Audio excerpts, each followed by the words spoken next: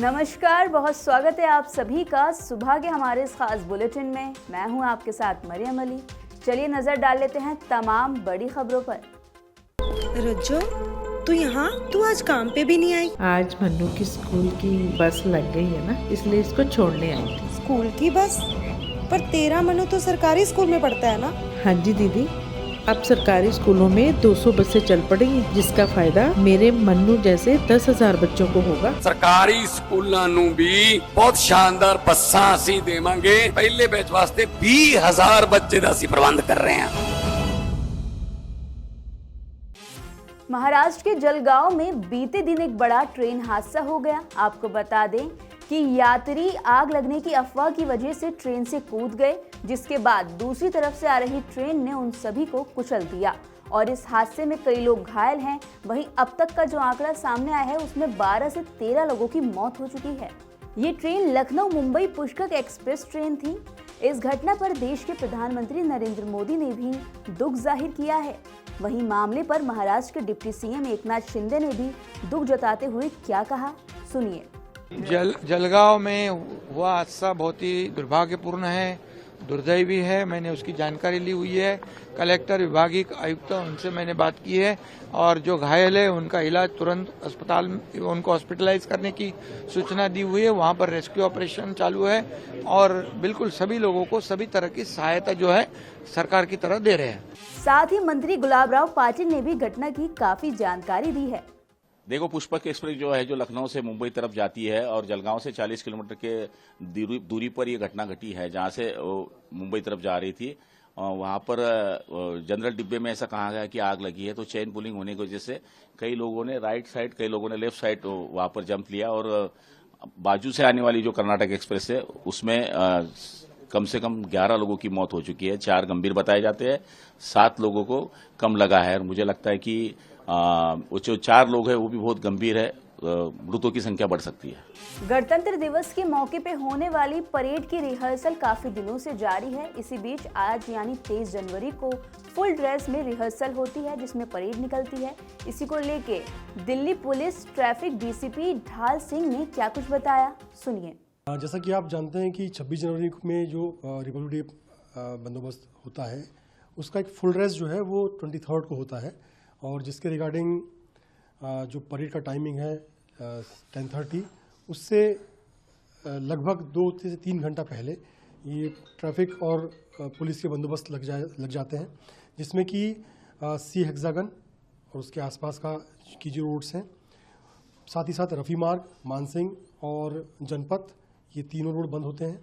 इसके अलावा mother Teresa से नॉर्थ, अगर किसी को नॉर्थ से साउथ जाना है तो मदर टेरेसा किसी का प्रयोग कर सकता है और मथुरा रोड लेकर वो उत्तर से दक्षिण की ओर जा सकता है।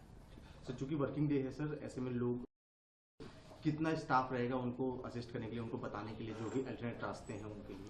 देखिए, लगभग 3,000 के आसपास का ट्रैफिक स्टाफ इसमें हम लोगों का डिप्लॉयड है, क्योंकि जिस कर्तव्य पथ के आसपास का जो रिस्ट्रिक्टेड एरिया होता है वहाँ पर हम लोग परेड के दौरान व्हीकल्स की आवाजाही की मनाही रखते हैं और उनको जो अल्टरनेट रूट्स हैं उनके माध्यम से उनके गंतव्य तक के लिए दिशा निर्देश देते हैं। कई दिनों से लगातार तेज धूप निकली हुई थी, जिससे लोगों को गर्मी का एहसास हो रहा था। ऐसे में हर किसी को ये उम्मीद थी कि शायद थोड़ी ठंड वापस आ जाए और ऐसा ही हुआ कि बीती रात बारिश हो गई। बारिश के बाद तापमान काफी ज्यादा गिर गया है। अब जान लेते हैं कि आज कैसा रहेगा मौसम। मौसम विभाग के मुताबिक पिछले 6 सालों में जनवरी महीने में सबसे ज्यादा तापमान रहा है।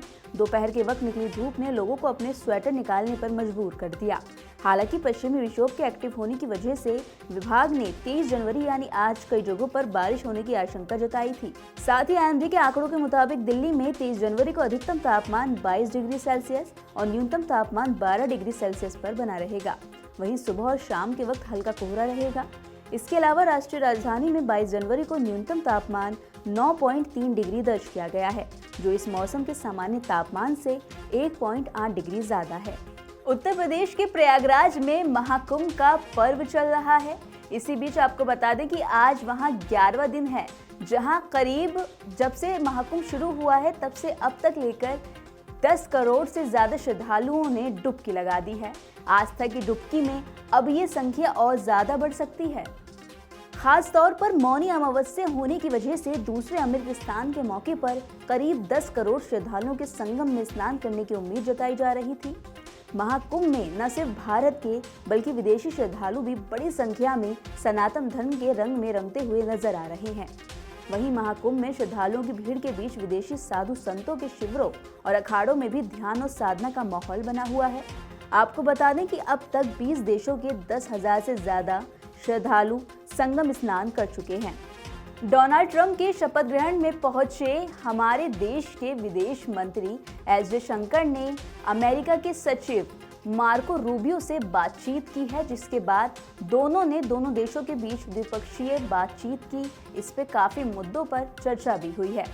उधर विदेश मंत्री एस जयशंकर ने 2 साल पहले सैन फ्रांसिस्को में भारतीय वाणिज्यिक दूतावास पर हुए हमले का मुद्दा भी उठाया। उन्होंने कहा कि ये बहुत गंभीर है, इस घटना के आरोपियों को कटघरे में लाया जाना चाहिए। वहीं विदेश मंत्री ने बुधवार को वॉशिंगटन डीसी में आयोजित प्रेस कॉन्फ्रेंस के दौरान भी इस मुद्दे पर चर्चा की। उन्होंने कहा, सैन फ्रांसिस्को में हमारे वाणिज्य दूतावास पर आगजनी का हमला एक बहुत ही गंभीर मामला है। ये ऐसा मामला है जिसके लिए हम जवाबदेही की उम्मीद करते हैं। साथ ही हम ये भी देखना चाहेंगे कि जिन लोगों ने इस घटना को अंजाम दिया है उन्हें जिम्मेदार ठहराया जाए।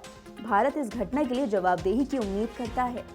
तो ये थी वो सभी बड़ी खबरें जो हमने आपको बताई। हम आपको इसका अपडेट भी लगातार देते रहेंगे। बस आपको उसके लिए जुड़े रहना होगा नवोदय टाइम्स पंजाब केसरी के साथ।